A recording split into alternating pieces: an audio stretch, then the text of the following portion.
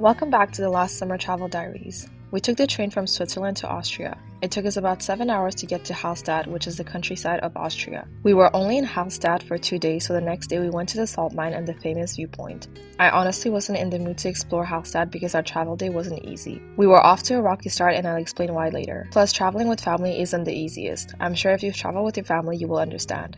But I still had a lot of fun exploring Hallstatt, and its beauty definitely made up for the day before. Fully dripped out to go in the salt mine.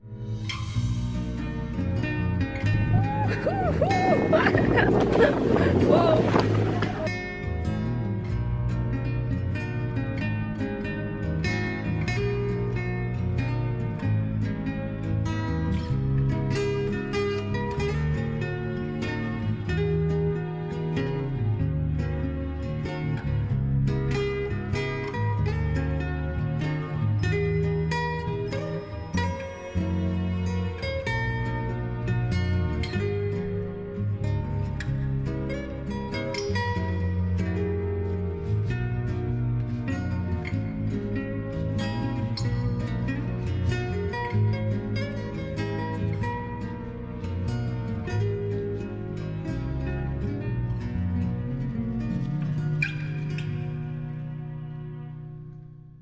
Hey guys, we're in Austria right now. It is day 2 here. I'm going to give you a little tour of our Airbnb and then do a story time because this is not where we're supposed to be initially. I'm at the entrance right now, so let me flip you over. So this is what it looks like when you come in. It's a bit messy right now, so please ignore that, but it's actually pretty big. Over here we have the bathroom, which I'll show you after because it's being used by my mother. Then over here we have this nice dresser. This is where I'm sleeping. It's literally in like, it's not really a closet, but it feels like it. But I actually really like it. It's quiet. And then you come over here. This is the kitchen area, the dining table. Once again, ignore the mess. Yeah, there's a lot going on.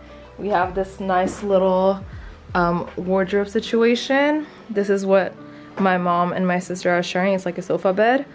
And this is like the living room area with more storage over here.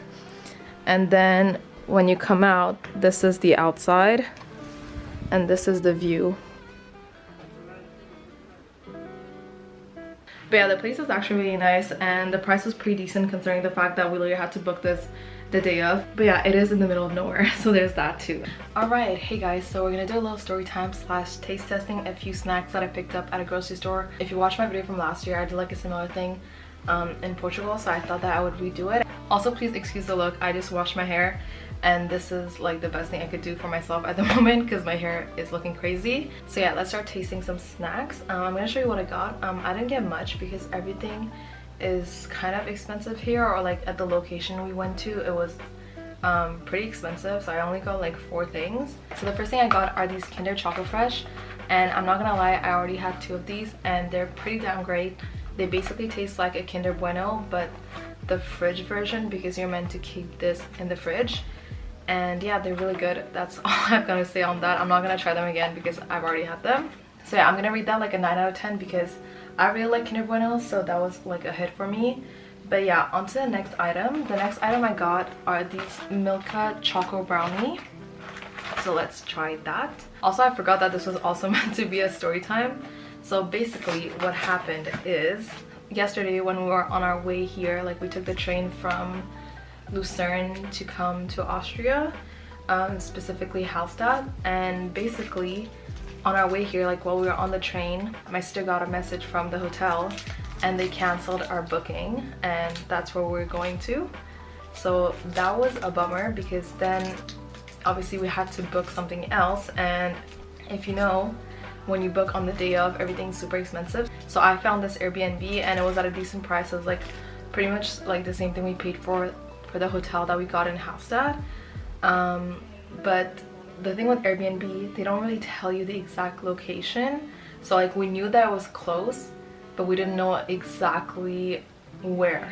So basically I requested the Airbnb and it got accepted, and then I got the address, and honestly it didn't seem that far, but the thing is we're literally in the middle of nowhere. So first of all, Hallstatt is the countryside, which I did not know. So this was kind of on me because I didn't do enough research. Like I thought that it was still like pretty accessible, like there would be public transport and we would have a way of getting around, and like where we had booked initially, like everything was close by, so it was very convenient. But with this new Airbnb, it is on a mountain first of all, and the closest like train station is 35 minutes by foot, which usually isn't a problem for me. However, I do have 2 suitcases. I have my checked bag and I have my carry-on bag on top of like my little like travel personal bag. So I'm roughly carrying like 35 kilograms whenever we travel from places, and usually that's fine because if it's a short like flat walk I can do it. But I had to lug my suitcase up a hill, up a mountain for 45 minutes because what we did is when we got here we had to go get groceries because we were now in an Airbnb and we didn't have any food, and we like mapped out the area and there was like literally nothing nearby, so we had to go to a grocery store which wasn't too far from the train station, but it was still like 15 minutes like the other way. So we went there, we got some food, and then I'm like trying to find an Uber. Turns out there's no Ubers here. They don't do Uber here. It's a small town, and also we don't have any working sims. I have an eSIM, I can't call with it. So I note to self, get a sim that actually works and that you can use to make calls, because you never know, anything can happen. Clearly I had not anticipated this and none of us did. So yeah, that was something we also had to deal with. So basically I went to a grocery store. I'm trying to communicate that we don't have any working sim, that we need to call a taxi. They all speak German. Like I can understand like a few words because they're kind of similar to English, but I can't speak it. So basically I have to gesture out everything that I'm saying, or like say it really simply so they can understand. And also I feel like people here know how to speak English, or at least understand it, but they just don't want to speak it, so they'll only speak German to you. Long story short, the cashier didn't understand what I was saying, and I went out and this guy tried to help us. He didn't have his phone, he couldn't make the call, and also we didn't know any numbers. Like I don't know who to call here, so we just had to walk to our Airbnb, which was 45 minutes, and I had to lug my 35 kilograms of luggage with me up a mountain. And you know what, like thankfully I haven't had like a hard life, but that was probably like top 3 like hardest moments of my life. Like running a 10k was definitely easier than that. Like that was really something. And actually today today we managed to get a taxi because as soon as we got here I reached out to the owner and I asked her like, hey, like we need to figure out like the situation because like this is insane. And basically she gave me a number for a taxi company, and this morning I had to go to the hotel next door and I asked the worker there to call for me, and she did, and thank God she did. And even that was like a whole thing because at first she didn't understand, so I really had to like emphasize the fact that we couldn't make a call. And so I gave her the number and she called the company, and thankfully we were able to get a taxi to where we needed to go. And then I did the same thing, like I asked someone that worked at the salt mine if they could call for me, and they did the same thing. But once again, the language barrier, like I think both conversation, it took like at least 10 minutes for me to explain that we needed them to call a taxi for us. But yeah, it all worked out. And just to give you an idea of how small this town is, we got the same driver that drove us this morning. Like it was the same woman that drove us this morning to our spot and the same woman that drove us back, and she was very nice. So I asked her when we got here like, hey, we'll need a taxi tomorrow because tomorrow we're leaving to go to Vienna, so we have to go back to the train station. But like I said, the train station is 35 minutes away and we all have our suitcases and I have 2, so there's no way I'm going downhill with that because I'm pretty sure I'm gonna end up injuring myself. So yeah, we have that sorted out. I talked to her, I asked her, hey, we need a taxi for tomorrow, and it's booked. So yeah, thank God for that. But actually it was funny because I was talking to the Airbnb lady and I was like, hey, is there ways I can book like a taxi online? And she literally replied, she said, we're in the countryside, there's no booking online, with a laughing face.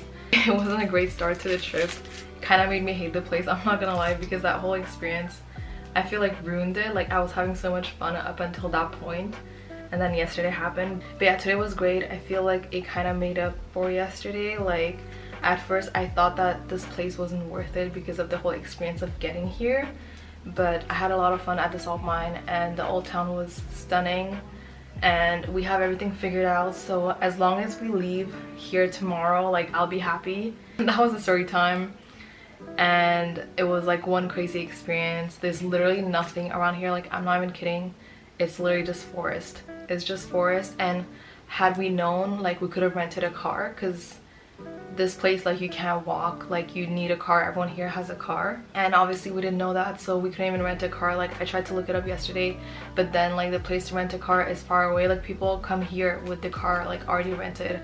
You can't rent a car here. There's nothing like that here. So yeah, if you're planning on visiting Hallstatt, just keep that in mind. Like, make sure you have a car rented, or you're either staying like in the old town where everything is kind of close, like you're close to the train station, and there's also, like, I think one working bus there, so there's that too. And everything's like walking distance. Like, there's restaurants, there's grocery stores. Like, we went by there today, and it's really unfortunate that our booking got canceled because everything there seemed really nice, whereas where we are, it's literally just forest. So yeah, just keep that in mind. So yeah, that was the story time. Now back to the taste test. I'm trying the Milka chocolate brownie.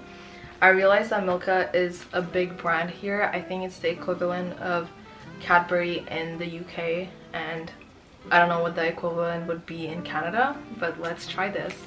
It looks like a brownie. That's pretty good. It's just like a brownie. I'm gonna rate that like a 7 out of 10. It's nothing crazy, but it's still very good. And yeah, moving on to the last item, I got these chips. It's by the brand Naturals, and the flavor is mild paprika. I also noticed that paprika is like a pretty common chip flavor for them, so let's try these. I don't know, there's nothing crazy about them. They're kind of bland, I'm not gonna lie. I'm not tasting the paprika at all, but yeah, let's try again.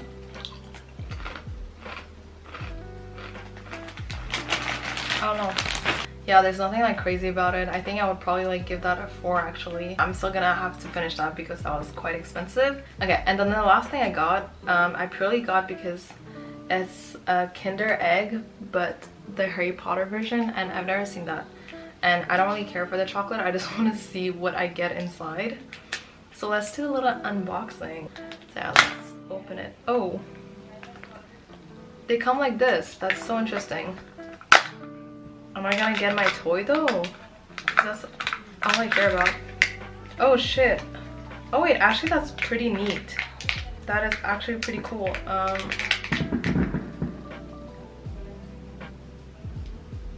Fireworks, I hope. Oh, okay. So it is different actually. So this is the Kinder, this is the chocolate. It's like divided in two. That's not like a regular Kinder Egg though. I've never seen that. So I might try it. So I scooped it out. I feel like I'm gonna be sick. Okay, let's do a little bite. That's a lot going on. Oh, that's way too much going on. And this other half we have the toy, so let me just open that. That is quite disappointing. I thought it was like an actual figurine. What the hell? I got scammed. So it's supposed to be like a Funko Pop figurine. That's what I assumed it was gonna be. It's actually, well no, it's just the sticker. It's a sticker. I got Ron, and then you just put him on here, I guess. Okay, so that was a flop. I'm gonna give this a 3 out of 10 because I did not enjoy any of that. But yeah, I hope at least you guys enjoyed the segment. And yeah, we're going to Vienna tomorrow and I'm really looking forward to that. We're only spending like 2 days there and then that's the end of our trip. But I am kind of looking forward to going home. I feel like I'm getting a bit tired. I've reached that point in my trip. So yeah, I will see you guys in Vienna.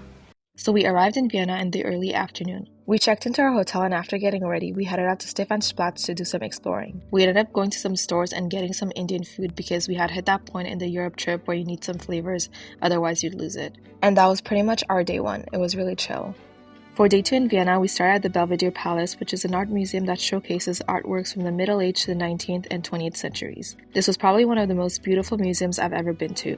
Even their cafe was stunning.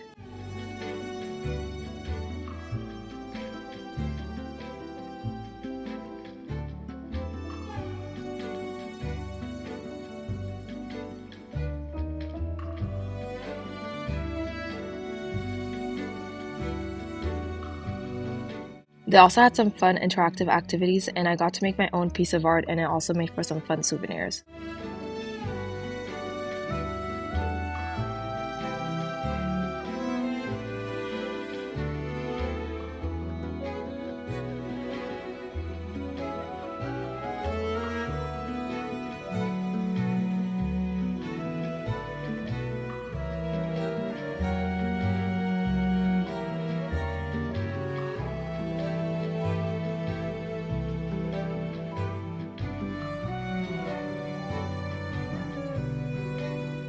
After finishing up at the museum, we decided to go get some brunch, and the food was absolutely delicious. My mom and my sister had gotten tickets for the Natural History Museum, but I decided to skip on that and went out exploring by myself.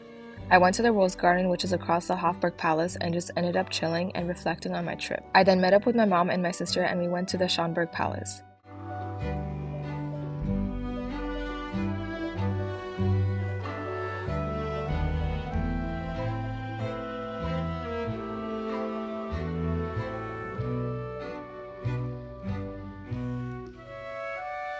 Okay, so we're currently at the Schönbrunn Palace.